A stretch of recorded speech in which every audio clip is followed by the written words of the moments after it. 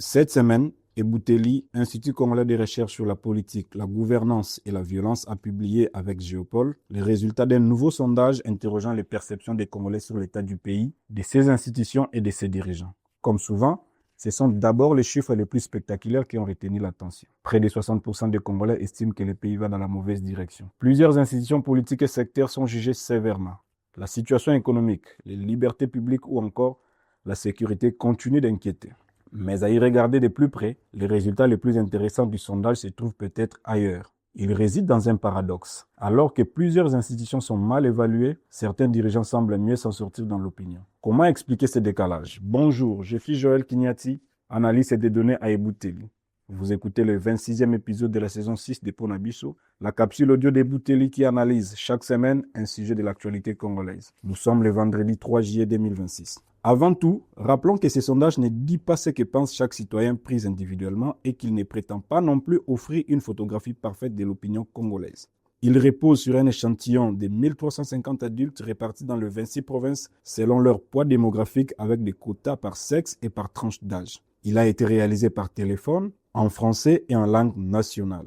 Il ne s'agit donc pas d'un recensement exhaustif, mais d'un outil qui permet de dégager des tendances d'opinion à l'échelle du pays. Les résultats doivent ainsi être lus comme des indications solides sur les perceptions dominantes du moment, plutôt que comme les reflets exacts de chaque conviction individuelle.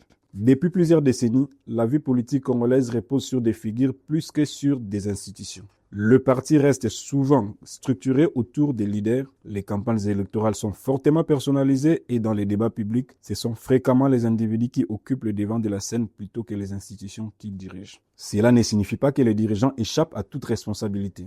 Les Congolais ont déjà montré par le passé qu'ils pouvaient sanctionner des leaders pour des promesses non tenues, la corruption ou l'insécurité. On l'a vu avec la présidentielle de 2018 et la défaite d'Emmanuel Ramazani Shadari, alors dauphin de Joseph Kabila, président sortant. Dans le contexte actuel, deux facteurs semblent brouiller davantage l'imputation des responsabilités au pouvoir en place. La campagne nationaliste qui renvoie en grande partie des difficultés du pays à l'agression rwandaise, mais aussi à la faiblesse d'une opposition politique qui a longtemps peiné à s'organiser et à imposer un contre-narratif suffisamment audible, ainsi que dans la domination du régime en place dans l'espace médiatique. Autre enseignement, les institutions ne sont pas jugées sur leurs résultats immédiats. La justice, par exemple, avec 50% d'opinions favorables, n'est pas seulement évaluée à partir de ce qu'elle a fait dans les semaines ou mois précédant le sondage, mais à partir d'une expérience plus longue faite de lenteur, d'inégalité d'accès, des soupçons de corruption ou des sentiments d'impunité. Autrement dit, les jugements portés sur une institution combinent souvent le présent et la mémoire des performances passées.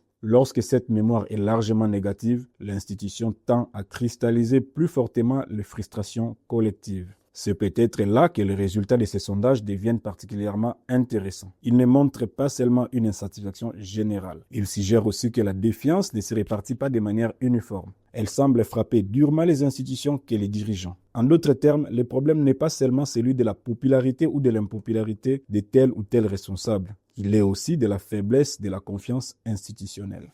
C'est peut-être cela que révèle le plus clairement le sondage de Bouteli. Les Congolais ne jugent pas seulement des bilans, ils arbitrent aussi entre des promesses, des symboles et des résultats. Ils peuvent exprimer une profonde réserve vis-à-vis des institutions tout en accordant un crédit relatif à certains dirigeants en espérant des réformes dans les institutions. Mais cette situation pose une question plus large. Que devient une démocratie lorsque la confiance se déplace des institutions vers les personnes? En attendant la suite, nous vous invitons à rester connectés à nos analyses sur la scène congolaise. Vous pouvez le faire en rejoignant notre fil WhatsApp en envoyant Ebouteli au plus 243 894 110 542 pour recevoir Ponabiso chaque vendredi sur votre téléphone. À bientôt!